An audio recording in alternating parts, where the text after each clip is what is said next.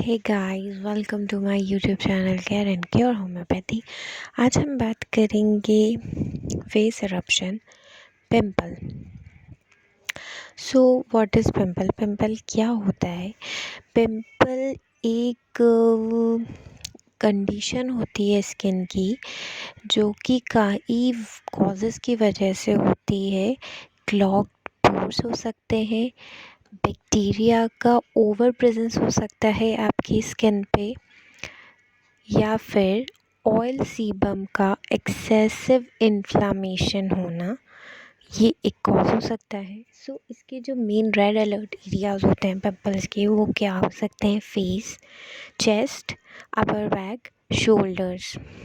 ये red alert areas होते हैं क्योंकि इनमें सबसे ज़्यादा सेबम का प्रोडक्शन होता है, या जो बैक्टीरिया होते हैं वो सबसे ज़्यादा यहीं पे ग्रो करते हैं, जिसकी वजह से आपको ये देखने को मिलता है। सो आज हम मेडिसिन की बात नहीं करेंगे, आज हम ये बात करेंगे कि हम इन पिंपल्स को अपनी स्किन से किस तरीके से दूर रख सकते हैं, क्योंकि ये जो पिंपल होते हैं ये आपके एडोलसेंट से लेकर आपके 20 तो 30s तक, या फिर और इसके आगे एजेस में भी जा सकते हैं। सो या तो फिर ये एक कंडीशन बन जाते हैं हमेशा के लिए आपकी स्किन के ऊपर, अगर आप इनका अच्छी तरीके से इसको हटाते हैं, तो ये एक ज़िद्दी धब्बे बन के या ज़िद्दी पिंपल बन के आपकी स्किन पे जो है वो रह जाते हैं। तो सबसे पहले हमें देखेंगे हमें क्या करना चाहिए और क्या नहीं करना चाहिए, जिसकी वजह से भी पिंपल्स इफ़ेक्ट्स हो सकते हैं। तो सबसे डू में देखेंगे, हम डूज़ एंड डोंट्स देखेंगे। तो डू में क्या होगा, आपको यहाँ पर डाइट लेना, यूजुअली पिंपल के लिए कोई ऐसी स्पेसिफ़िक डाइट नहीं दी गई है, लेकिन काफ़ी रिसर्च करने के बाद ये मालूम चला है कि vitamin A, vitamin D and vitamin E, ये तीनों विटामिन बहुत ज़्यादा बेनिफिशियल होते हैं पिंपल कॉजिंग बैक्टीरिया प्रोड्यूस करने वाले के लिए। सो विटामिन ए में अगर हम देखें तो हमारी सारी वेजीज़, फ्रूट्स आ जाएंगे जिनमें कि विटामिन ए पाया जाता है।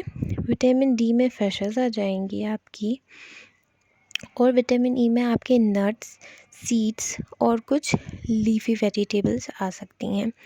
सो ये तो हो गए डो।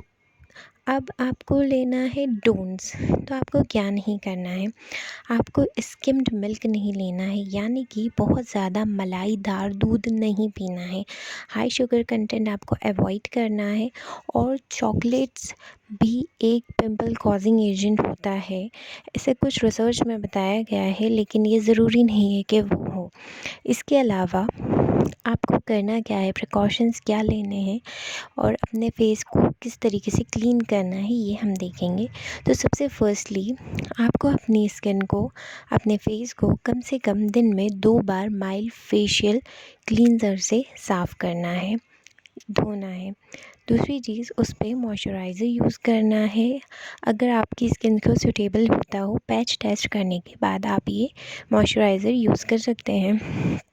आपको अननेसेसरी अपने हाथों से अपने फेस की स्किन को हाथ नहीं लगाना है, क्योंकि ये भी एक पिंपल कॉजिंग एरिया या पिंपल कॉजिंग एजेंट की तरह काम करता है। अगर आप कहीं भी से भी आ रहे हैं और आप डायरेक्ट अपने फेस पे हाथ लगा रहे हैं, तो इससे भी आपको पिंपल हो सकते हैं।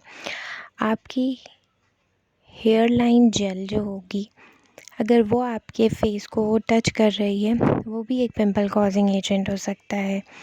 अगर आपके हेड में, स्कैल्प में डैंड्रफ हो रही है और वहाँ पे आपने हाथ लगाकर अगर आपने अपने फेस को हाथ लगाया है, तो ये भी एक पिंपल कॉजिंग एजेंट का ही काम करेगा।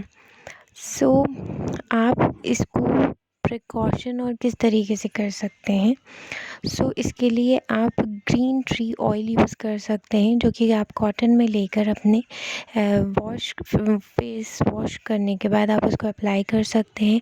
आप एक वार्म क्लॉथ से दिन में 3 से 4 बार हल्का हल्का सा अपने फेस को क्लॉथ के साथ कंप्रेस कर सकते हैं। आप कूल कंप्रेस भी कर सकते हैं, आइस लेकर एक क्लॉथ में रख के उसको अपने फेस पे टच करके। ये भी एक बहुत ही ईज़ीएस्ट मेथड है। ये सब होम रेमेडीज़ हैं जो कि आप अपने घर में आसानी से कर सकते हैं बिना किसी दवाई के। क्योंकि आप पिंपल के लिए किसी भी तरीके की अगर कोई भी मेडिसिन लेंगे जो कि अननेसेसरी आपकी बॉडी को एक तरीके से डैमेज करेगी। सो अगर आप ये सारी चीज़ें करते हैं तो आपको कोई ज़रूरत नहीं पड़ेगी मेडिसिन लेने की। अननेसेसरी स्क्वीज़ नहीं करना है कभी भी पिंपल को, उस पे आपको कभी भी नेल नहीं टच करना है, क्योंकि अगर उसमें से ब्लड निकल गया तो वो हमेशा के लिए एक निशान छोड़ के चला जाएगा आपकी सॉफ्ट स्किन पे। ओके, सो आज का यही था ज्ञान। और अगर आपको मेरी ये वीडियो पसंद आई हो तो please do like, share and subscribe my channel.